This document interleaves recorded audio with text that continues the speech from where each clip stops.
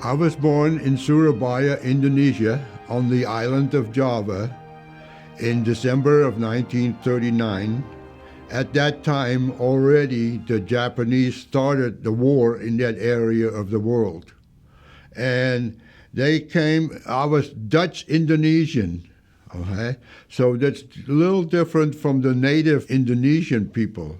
So when the Japanese came, they separated the Dutch Indonesians from the Indonesian people, and they put us in concentration camps.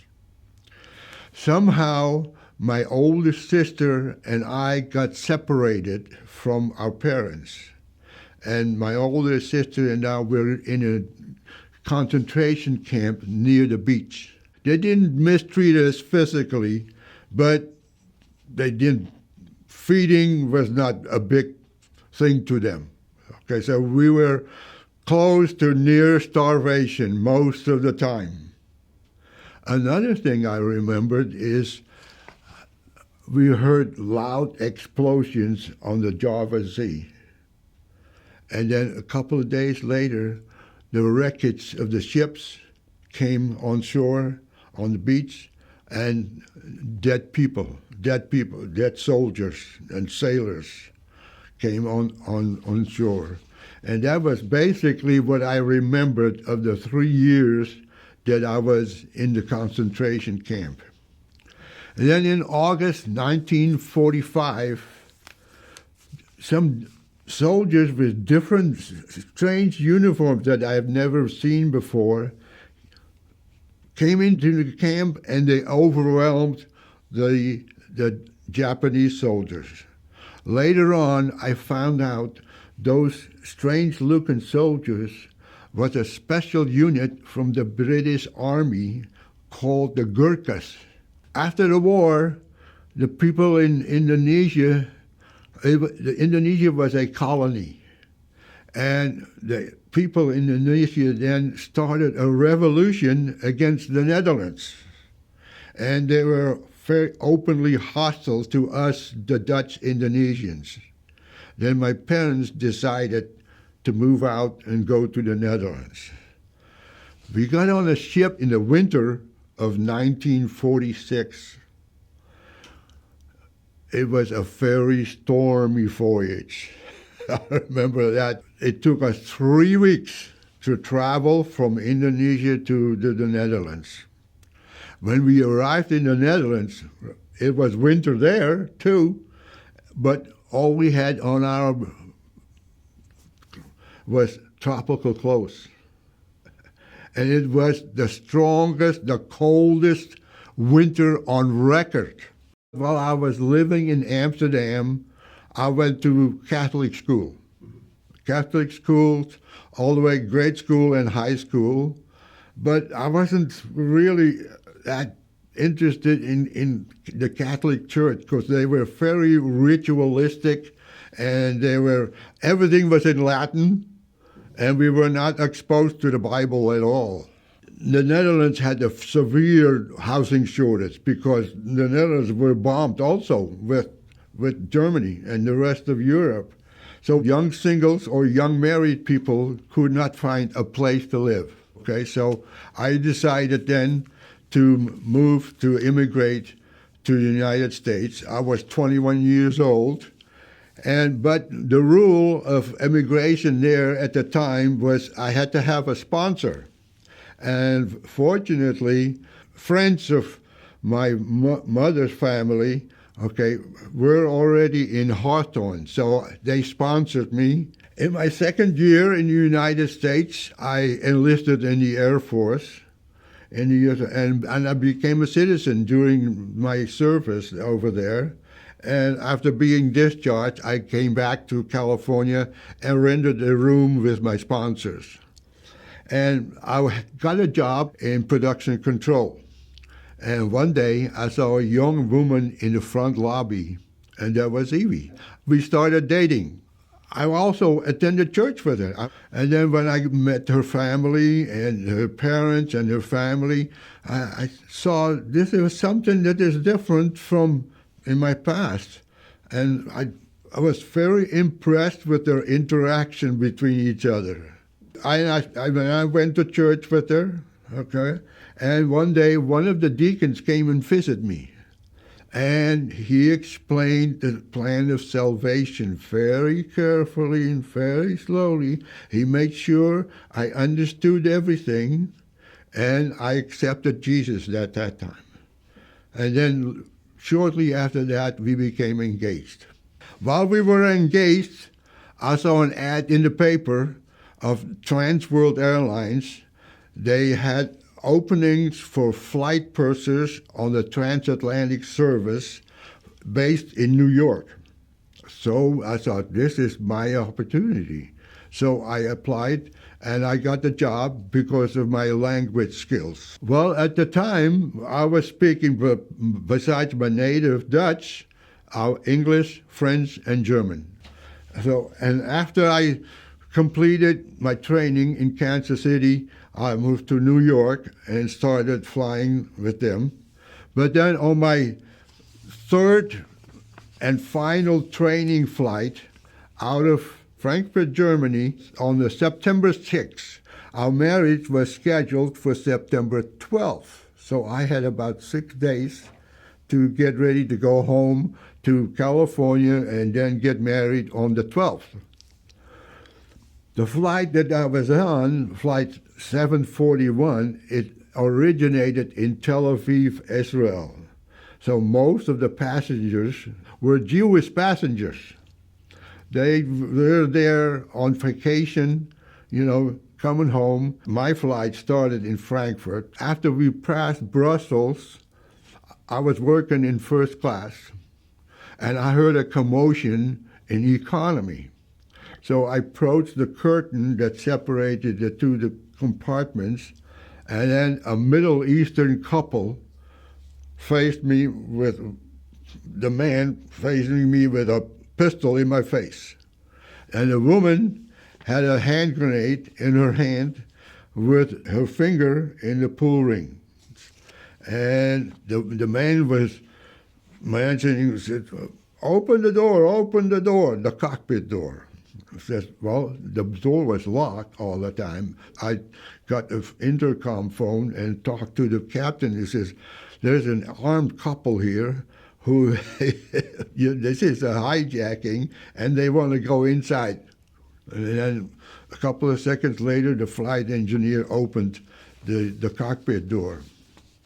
The woman then came on the PA system and said, this is the Popular Front for the Liberation of Palestine, and we're going to a friendly country. And then all the first-class passengers moved back to the economy class. So that was really our beginning of the hijacking. Then I noticed the plane making a wide left turn. So I figured, well, he's probably flying towards the Mediterranean. And then a couple of hours later, when we got over the Mediterranean, the captain came on the PA system again and said, cabin attendants, prepare for an emergency landing. So we had no idea where we were going. So we prepared the passengers for emergency landing. And I was looking out the windows to see where we were going. I couldn't see a thing because it was already pitch black. It was dark. Then all of a sudden, I saw 2 rows on the ground of small fires of smudge pots. I said, oh, that must be our landing strip. We rolled to a stop, and Palestinians, guerrillas on the ground, opened the door from the outside. And they were very happy, that this happened. But then I heard already, when the door opened, I heard thrust reversers of an engine. So I thought, oh, there's another plane coming right behind us. Okay? Then a couple of days later, a third plane joined us. So we had now 3 planes in the Jordanian desert, and we found out it was where we landed was a dry riverbed. Well, I remember this happened on a Sunday morning. I was at church. I was teaching a class of 4-year-olds, Sunday school, and my sister came into the room.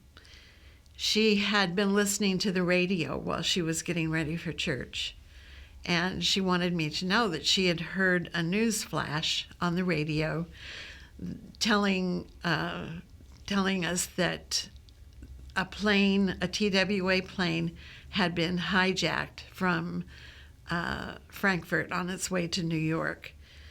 And I instantly knew that that was Frank's plane. I knew he was scheduled to be on a flight from Frankfurt to New York that day, and then he was going to be leaving for California so that we could get married the following Saturday. So it was 6 days before our wedding.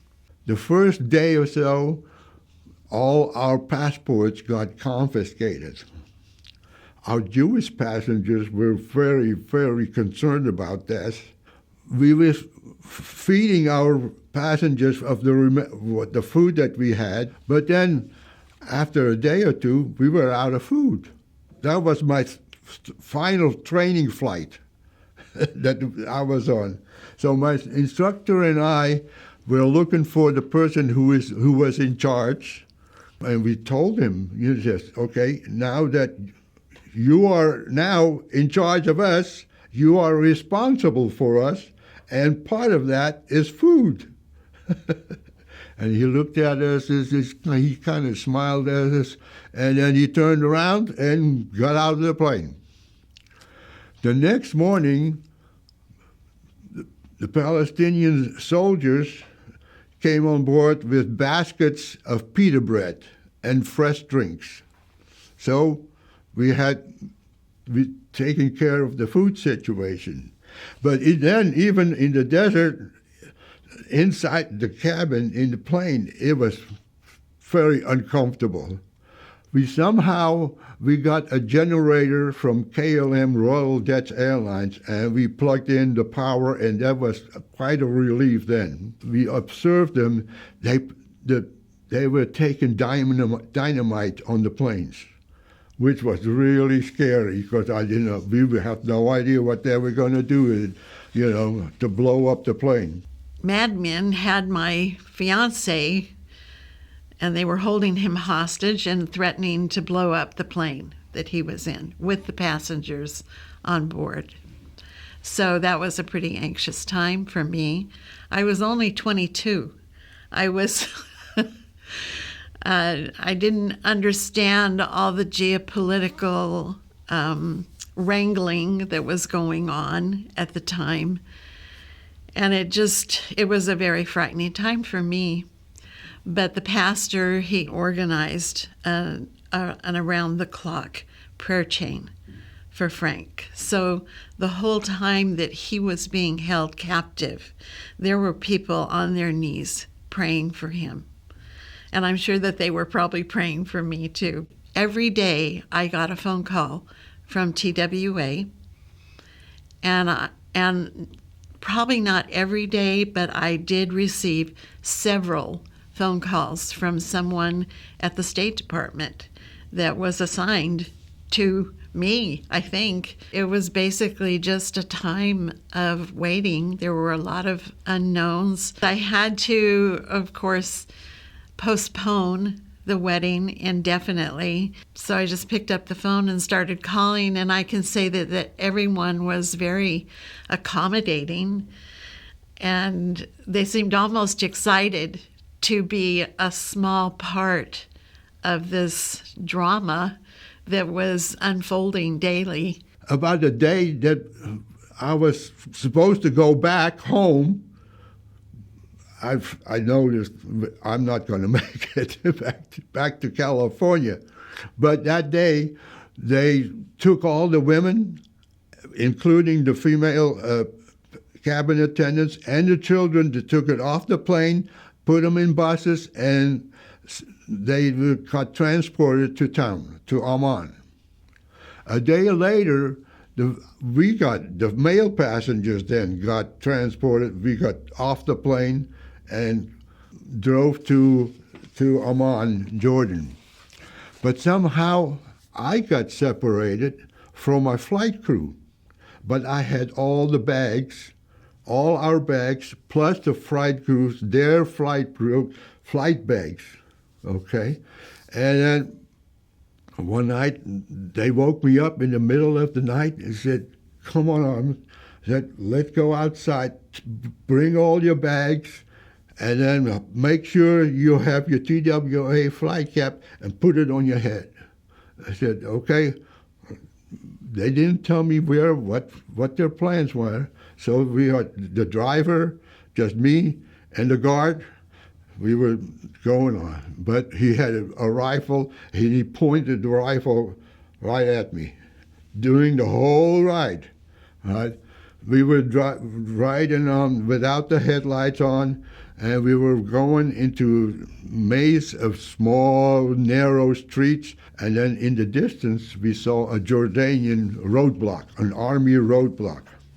We stopped, and the driver and the guard were talking to each other, and then we slowly approached the the roadblock, and the guard was pointing at me. He said, TWA, TWA. And then one of the soldiers came and approached me and asked me if I was a member of the flight crew. And I said yes. So he turned around and motioned to the soldier in the guard check to open up the barrier. So we slowly went through the roadblock,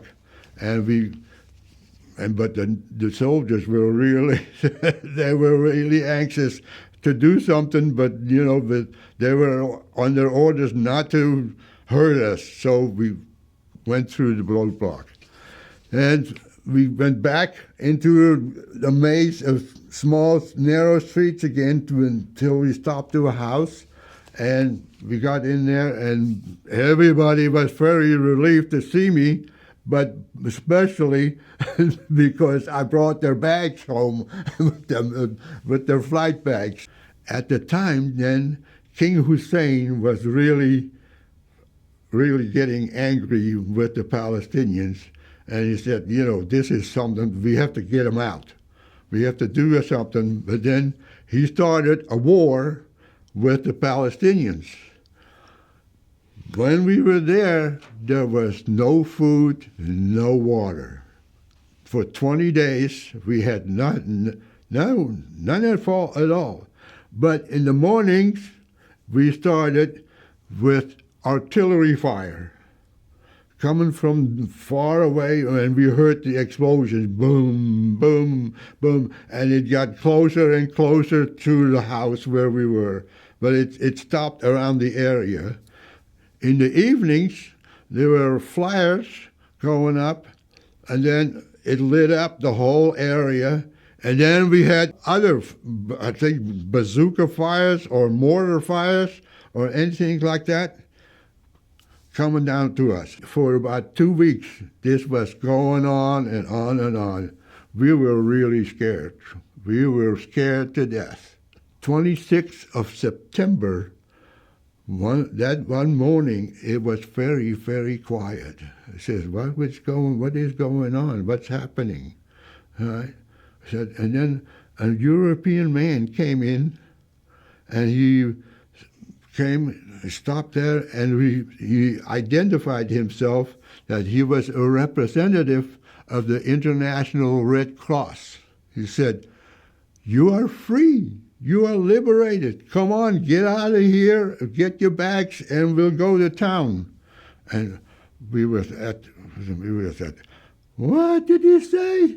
And then we finally, we just grabbed him, we hugged him, and we went to outside to the buses.